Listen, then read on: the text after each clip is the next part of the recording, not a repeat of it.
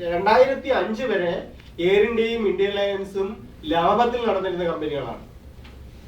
എന്നാൽ അതിനുശേഷം 2007 ഇത് രണ്ടും കൂടി ഒന്നിച്ച് ലയനം നടന്നു.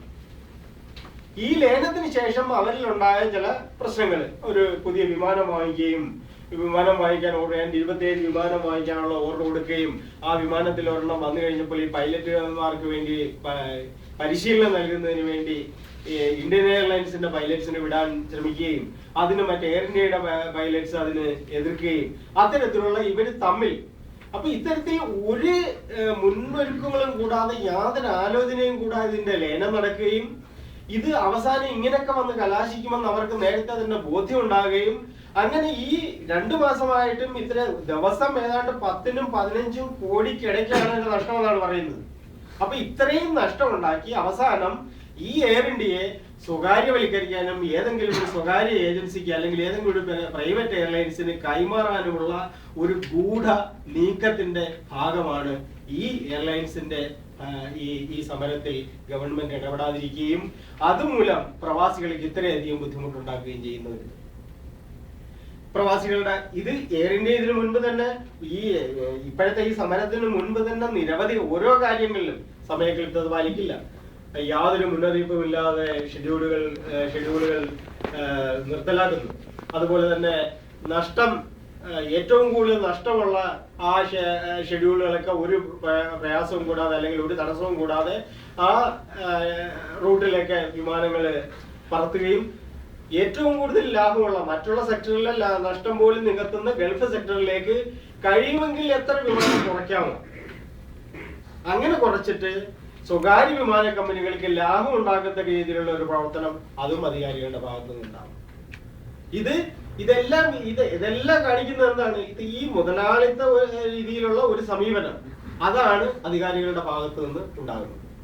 ഇതിനെതിരെ യാതൊരു തരത്തിലുള്ള ഒരു ഇടപെടലും കേന്ദ്ര ഗവൺമെന്റിന്റെ ഭാഗത്തു നിന്ന് ഉണ്ടാകാതിരിക്കുന്നിടത്തോളം കാലം ഈ കാര്യങ്ങൾ നമ്മളിവിടെ എത്ര സെമിനാറുകൾ നടത്തിയാലും എത്ര നമ്മൾ ഇതിനെ പ്രതിഷേധിച്ചാലും ഏതെല്ലാം സംഘടനകൾ പ്രതിഷേധിച്ചാലും ഇതിന് ഈ രീതിയിൽ തന്നെ നടക്കുകയുള്ളൂ.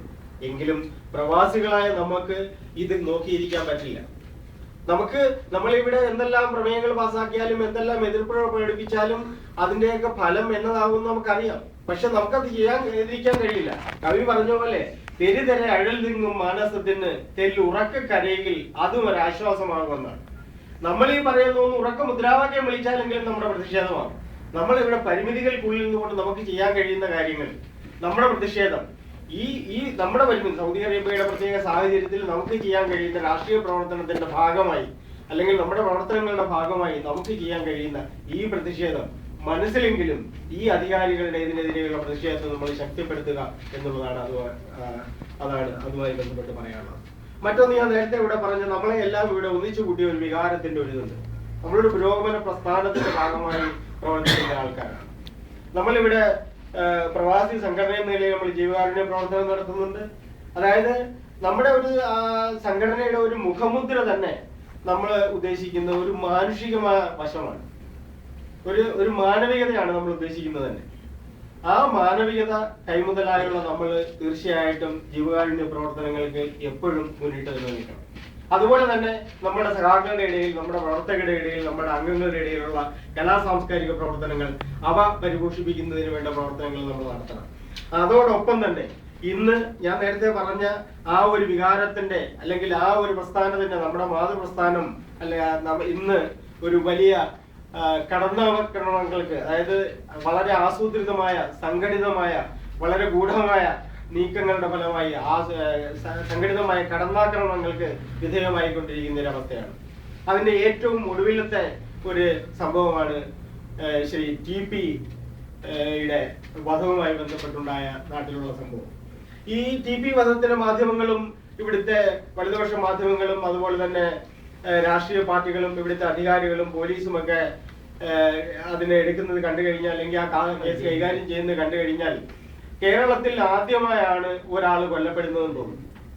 ഇതിനു മുമ്പ് എന്താ രാഷ്ട്രീയ കൊലപാതകങ്ങളോ അല്ലെങ്കിൽ രാഷ്ട്രീയ പ്രവർത്തകർ മരിച്ച സംഭവം ഉണ്ടായിട്ടില്ല. ഈ ഒരു സംഭവം ഉണ്ടാകുന്നതിന് മുൻപ് എത്ര പേര് ഈ TP ചന്ദ്രശേഖരനെ അറിയുമായിരുന്നു? എത്ര പേര് റവല്യൂഷണറി മാർക്സിസ്റ്റ് പാർട്ടിയെ അറിയുമായിരുന്നു? ആ പ്രദേശത്തേക്ക് കോൺഗ്രസ് എന്ന് പറയുന്ന സംഘടനയ്ക്ക് ഇത് വംശനാശം വന്നു എന്ന് പറയാൻ കഴിയുന്നില്ല. കാരണം ആ ഭാഗത്ത്